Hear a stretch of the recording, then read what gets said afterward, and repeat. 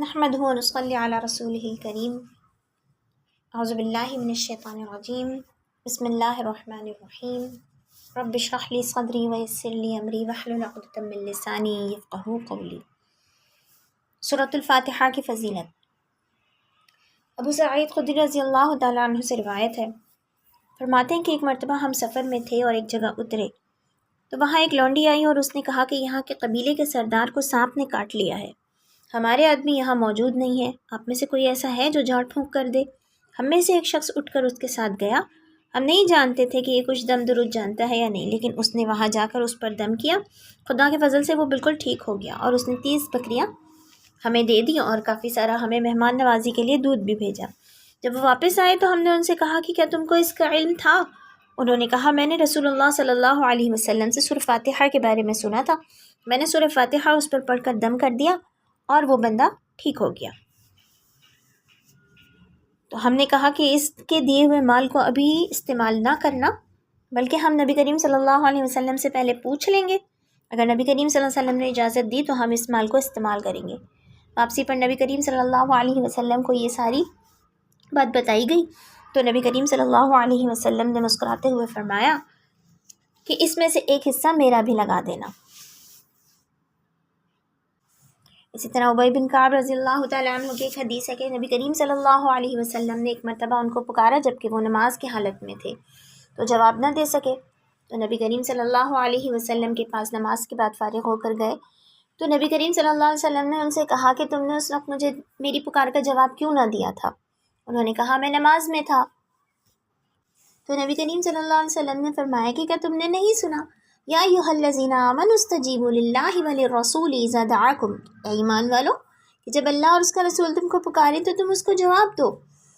تو میں نے بڑی معذرت کی اور نبی کریم صلی اللہ علیہ وسلم نے مجھ سے فرمایا کہ کیا میں تمہیں ایسی صورت نہ بتاؤں کہ جو اس کے مثل نہ توریت میں ہے، نہ زبور میں ہے، نہ انجیل میں ہے؟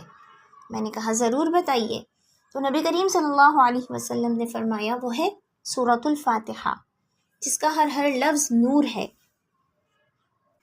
حضرت ابو ہریرہ رضی اللہ تعالیٰ عنہ سے روایت ہے کہ نبی کریم صلی اللہ علیہ وسلم نے فرمایا کہ جو شخص اپنی نماز میں ام القرآن نہ پڑھے اس کی نماز ناقص ہے۔ ام القرآن سے مراد سورۃ الفاتحہ ہے۔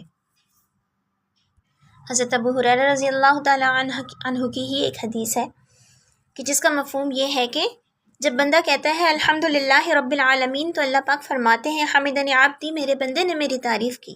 پھر بندہ کہتا ہے الرحمن الرحیم تو اللہ تعالیٰ فرماتے ہیں اثنی علی عبدی کہ میرے بندے نے میری ثنا بیان کی۔ پھر بندہ کہتا ہے مالک یوم الدین تو اللہ پاک فرماتے ہیں کہ اس نے میری بزرگی بیان کی۔ ایک اور روایت میں آتا ہے کہ اللہ پاک اس کے جواب میں یہ فرماتے ہیں کہ اس نے خود کو میرے سپرد کر دیا۔ اس کے بعد ایاک نعبد و ایاک نستعین سے لے کے آخر تک جو پڑھتا ہے تو اللہ پاک فرماتے ہیں کہ اس کے لیے وہ سب کچھ ہے جو اس نے مانگا ہے۔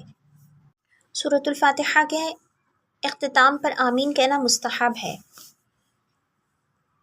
جس کے معنی یہ ہے کہ اے اللہ تو قبول فرما۔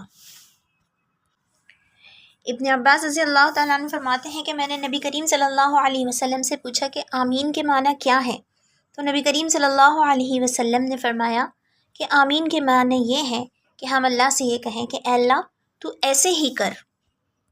ترمذی کی ایک حدیث میں آمین کے معنی یہ لکھے گئے ہیں کہ اے اللہ ہماری امیدوں کو نہ توڑ۔ حضرت عائشہ رضی اللہ تعالیٰ عنہ سے روایت ہے کہ نبی کریم صلی اللہ علیہ وسلم کے پاس یہودیوں کا ذکر ہوا تو آپ صلی اللہ علیہ وسلم نے فرمایا کہ ہماری 3 چیزوں پر یہودیوں کو اتنا بڑا حسد ہے کہ کسی اور چیز پر نہیں ہے۔ پہلی چیز تو جمعہ کہ خدا نے ہمیں اس کی ہدایت دی اور یہ بہک گئے، دوسری چیز ہے قبلہ، اور تیسری چیز ہے ہمارا امام کے پیچھے آمین کہنا۔ یہودیوں کو آمین پر جتنا بڑا حسد ہے اتنا کسی اور چیز پر نہیں۔